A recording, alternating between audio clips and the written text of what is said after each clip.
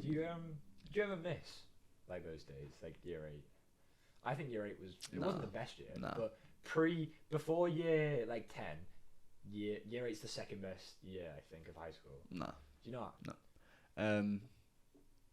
Like everything that has ever happened in your life has led up to where you like has made you the person that you are, and like everyone's been through different shit, and it's like I don't want to.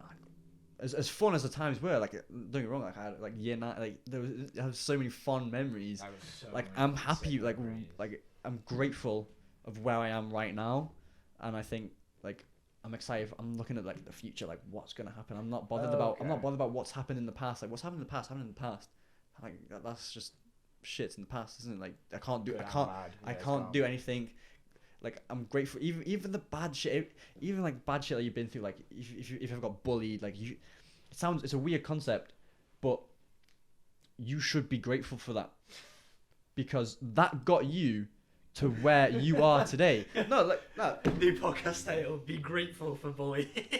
Nah, like obviously, like you know, you should not bully anyone. I'm not gonna say go out and bully someone and then like thank your bully for bullying you. I'm gonna read this quote out. Go on. This is from Will Smith's book, and this is his grandma saying this. She seemed like a very smart person, and so this is in the start of the book, and they were in church, and Will Smith was like looking at his grandma, and she looked dead happy, and he goes, oh, why are you so happy all the time? Obviously they're in church. She's a very religious person, so she said, I trust God, and I'm so thankful for his grace in my life. Every single breath is a gift, and it's impossible to be unhappy when you're grateful. Oh, that last bit, it is impossible to be unhappy when you're grateful. If you're grateful for everything that's gone on in your life, if you can flip the negative things into a positive, the power that you've got over that thought, over that thing, it's empowering, and your whole mind shifts. You no longer think in a negative way. You think in a positive way, everything changes. Yeah, I suppose. Every like insult that has like ever been directed your way has made you more resilient. It's made you a more resilient person. Someone who's never been insulted in their life, they're gonna be a bit of a bitch. As soon as someone calls them fat, they're gonna cry.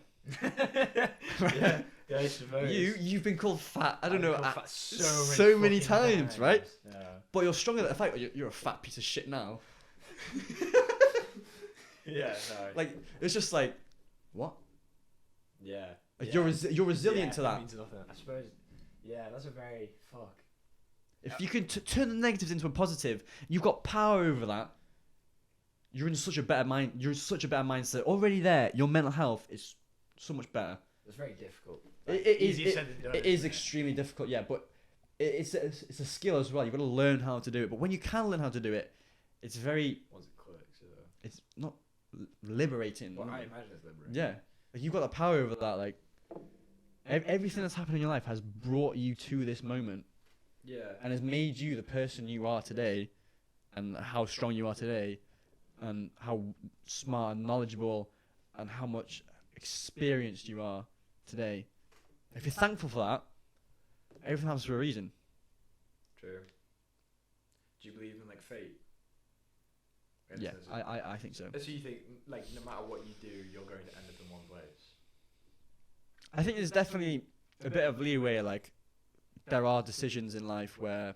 Yeah, there are some like extremes. Like I can kill myself and then like I'd never get there. Yeah, or even like the small things, like not small things, but like there's always. Sometimes you get crossroads in your life, isn't there, where you have a big choice to make, and that could like seriously impact the rest of your life. And obviously, maybe you are fated to go that way. Maybe you are good. There's no other like timeline. Yeah, do you think you'll always come back? It could do. Yeah. You never know. Like, but I do think everything does happen for a reason, because sometimes even bad things that happen, then you think like eventually it might work out, and something else happens and it clicks like, oh, I wasn't in that place. Maybe like, so like there was a party and I was ill, so I couldn't go to the party. But then there was like a scrap at the party, or someone came looking for someone at the party, and like shit kicked off. Yeah. Like, I was fortunate enough, even though in the present, in that one moment, I had that bad feeling. In the long term, it worked out better. And I'll go back to Will Smith's book. His mum, she was like traveling, and she broke her leg, and she had to be like, she was in, I want to say like Egypt or somewhere, and or she was in a hospital. She was in like a hospital, and they didn't have the means to treat her because she'd like broken her leg, and so obviously because Will Smith, he airlifts her or whatever, like gets like the private jet or whatever, and goes to like a proper hospital in another country, like in like a nearby like wealthier country, and they were like, oh yeah, it'd be like 3 months for your leg to heal, and then she's like, nah, cut it off, because she loved traveling that much. And it turned out that even though she had to stop traveling because of her leg, she had missed a cruise. That hospital that she was in, there was like an earthquake.